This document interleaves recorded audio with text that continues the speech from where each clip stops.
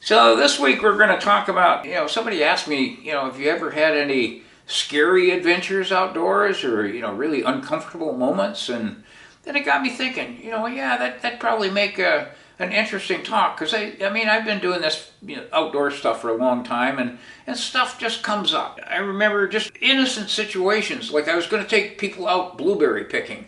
Just a small group, but we're going to go to this little spot just south of downtown Bellevue, but it was, overgrown, and these berry bushes that I was looking for, you had to kind of carve your way into them. I had a path beaten down through some willows, and where these bushes had been abandoned. They were once commercial bushes. So I invited a few people to go with me, and we all waited in the parking lot, but one person didn't show up. So I figured, well, okay, the rest of us will go out there. Something must have come up.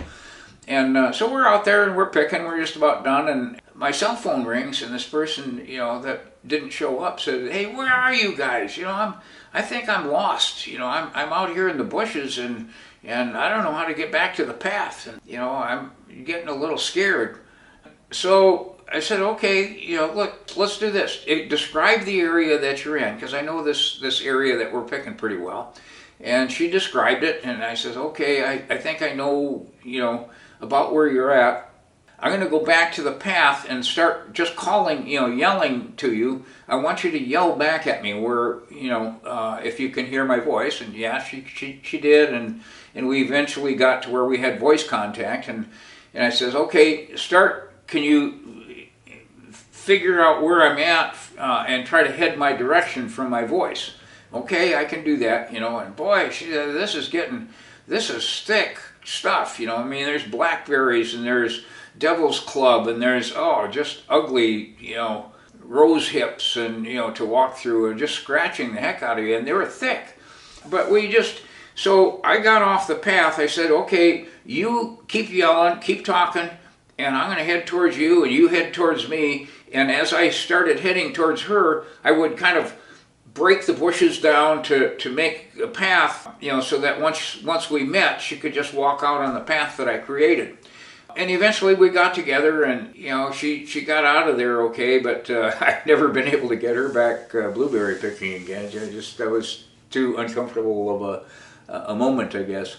And I got lost myself picking mushrooms, chanterelle mushrooms, a couple of times, and I got turned around and spent a couple hours extra trying to find my way back to the car, and those experiences were good experiences for me, because it taught me how to be more prepared in the future to make sure I carried a backpack in case I really got lost or injured or something as I was out there, because I go out a lot of times by myself, and just take certain precautions. I just have things like, just matches and knives and water, and just in your backpack that you're going to need if you ever really got lost.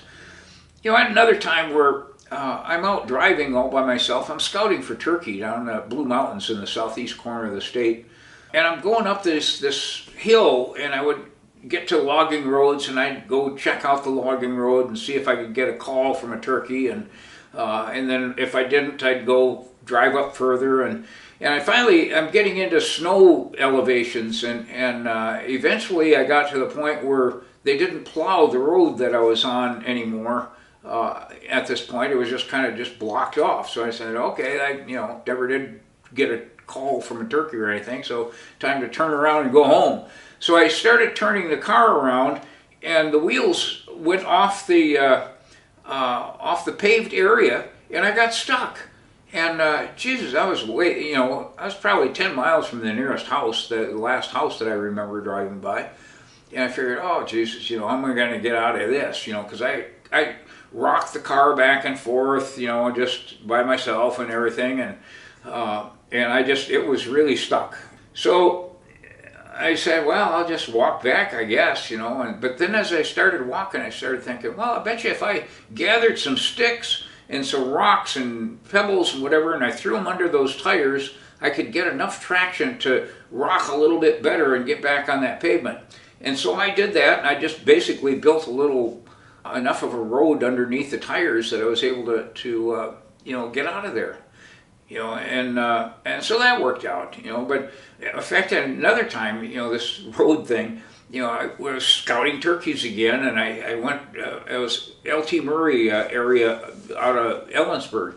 My buddy and I drove up this logging road. We had a gazetteer that we knew some of the roads that were on this mountain.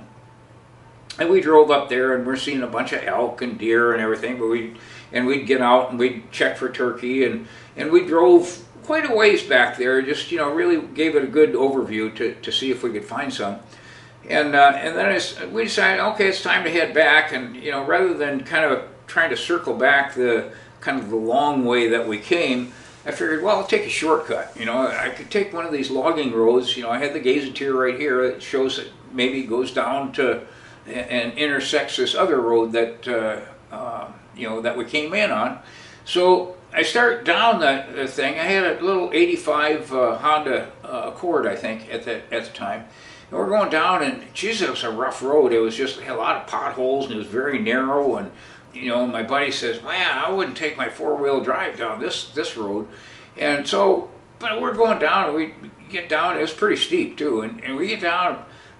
Almost a mile I drove on this thing, and finally we get to the road that I want, and here's a ditch. Somebody had made a ditch between my road coming down, and this other road paralleling it or perpendicular. And I figured, God, I don't want to back up that mountain with all these potholes and stuff. I'm terrible at backing up anyway. So I thought about it for a while, and I said, okay, I'm going to walk along, and I'm going to pick up stones. There's a bunch of rocks and stuff that were maybe the size of a softball or so, and I'm going to just build a little bridge by one stone and a rock at a time, enough to be able to drive my car over this ditch onto the main logging road.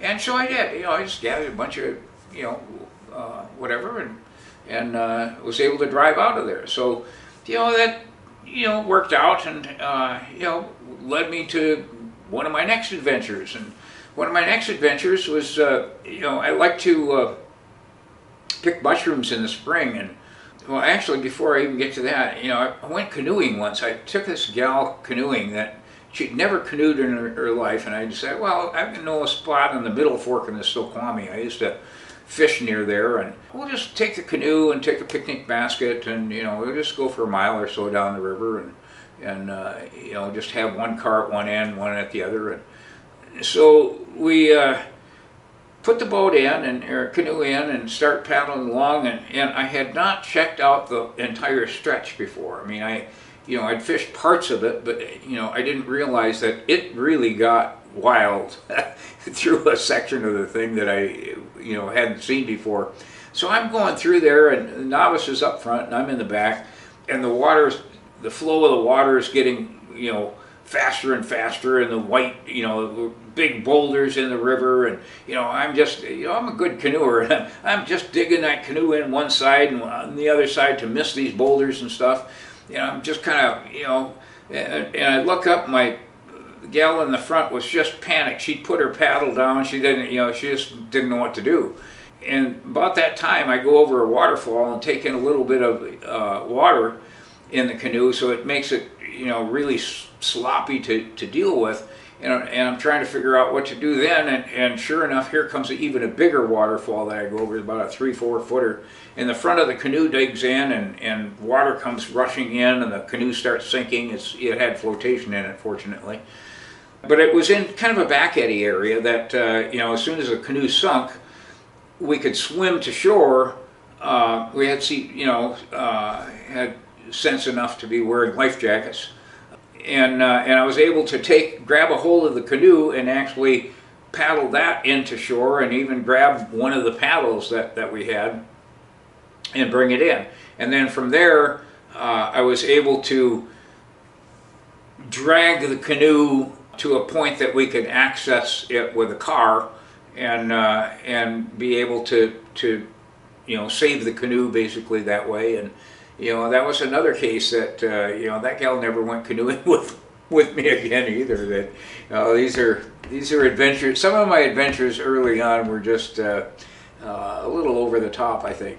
I like to go out by myself mushrooming sometimes. I One time I walked under a tree, and about 8 feet over my head, this cougar lets out a screech and just scares the heck out of me, you know. And I figured, wow, you know, I just kind of didn't want to make eye contact or whatever. And I knew that animals usually try to avoid you, so I just walked on out of there, and that, you know, just took it as a scare. But that winter I was out snowshoeing, and I decided, well, I'm going to see if I saw a cougar track, and I was going to see how, you know, if it followed the elk, or, you know, if it hunted elk or that kind of thing.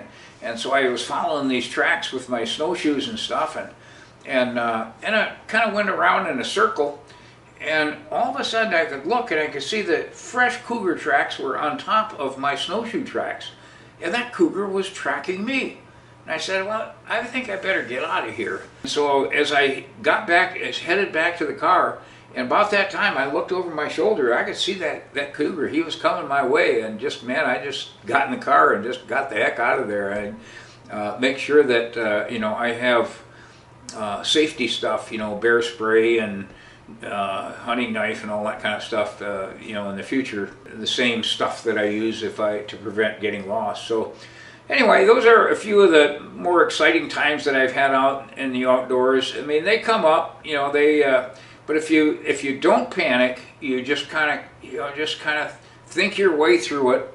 You know, I'm still here. You know, I'm 82 years old or something. I've had quite a few other experiences as well, but I have fun out there, and that's what keeps me going back in the outdoors. And you know, I hope I didn't scare you too bad, but some of this stuff happens, and maybe you'll think to you know, carry your own life support system with your little backpack to help save the day for you sometime too. So anyway, that's my thought. You know, that's this week's thing, and you know, again, I'm still here, and hopefully, you know, I'll still be here next week when we can tell some more campfire tales.